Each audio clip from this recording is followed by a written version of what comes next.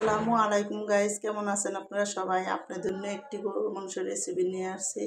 দেখুন, প্রথম আমি এখানে ব্লেন্ডারের ভিতরে বেশি করে কটা পেঁয়াজ, কটা কাঁচামরিচ, কটা পিস্তা বাদাম, কটা কিশমিশ সব সহকারে একসাথে একটু পানি দিয়ে আমি ভালো করে ব্লেন্ডার করে নিব।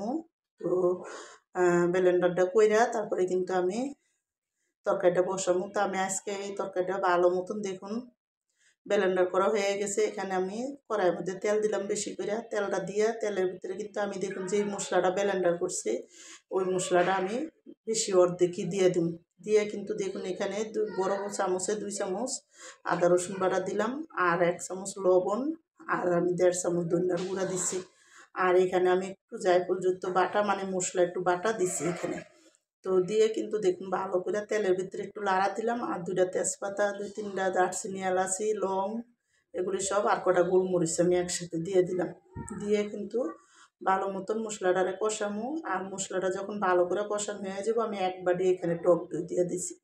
তো এই টক দইটাও আমি ভালো করে কষাইয়া তারপরে কিন্তু এখানে আমি টক দইটা দিয়ে দেখুন ডাইক্কা আমি ভালো করে কষাইতেছি যাতে ভালো মতন কষানো হয়। তো কষানো হয়ে গেলে এখানে আমি কিন্তু গরুর মাংসটি দিয়ে দিলাম। তো আমি এখানে হাড্ডি মাংস সব মিলাই কিন্তু দিয়ে দিছি। দিয়ে কিন্তু একটু পানি দিয়ে তারপরে কিন্তু আমি এই মশলাটার মধ্যে টক দই দিয়ে সব কিছু দিয়ে এখন লাড়া দিয়া তারপর ডাইক্কা আমি রান্না করবো। যতক্ষণ এই পানিটা শুকাইয়া মাংসটা না গলে ততক্ষণ রান্না করবো। তা আমার এই গরু মাংসর কুরমার রেসিপিটা যাদের পছন্দ তারা লাইক সাবস্ক্রাইব দিয়েন প্লিজ। আমার ভিডিওটা আপনারা বেশি বেশি শেয়ার করে দিয়েন আর সাবস্ক্রাইব করে দিয়েন। তো দেখুন এখন আমি সুন্দর করে কিন্তু এখানে মাংসটা যখন একটু পানিটা শুকিয়ে কষানো হয়ে আইছে তখন কিন্তু দেখুন ভালো করে লাড়া দিয়ে দিলাম। তো আমি কিন্তু এখানে 2টা তেজপাতাও দিছিলাম।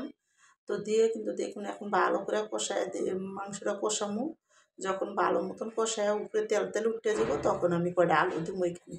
তো আলুটা দিয়েও কিন্তু আমি ভালো মতন কষামো যাতে সুন্দর করে কষে। আলুটা দিয়ে ডাইক্কা মাংসটা কষামো। তো কষানো হয়ে গেলে দেখুন যখন তেল তেল উঠে গেছে তখন কিন্তু আমি এখানে ঝোলের জন্য পানি দিব। তো আমার দেখুন মাংসটা কষানো সুন্দর মতন হয়ে গেছে। তা আমার এখানে কিন্তু আমি টক দই দেওয়াতে 2 চামচ চিনি দিছি, আর বেশি করে 5-6টা কাঁচামরিচ দিছি। দিয়ে কিন্তু দেখুন আমি 1 বাটির মতন পানি দিয়ে দিছি।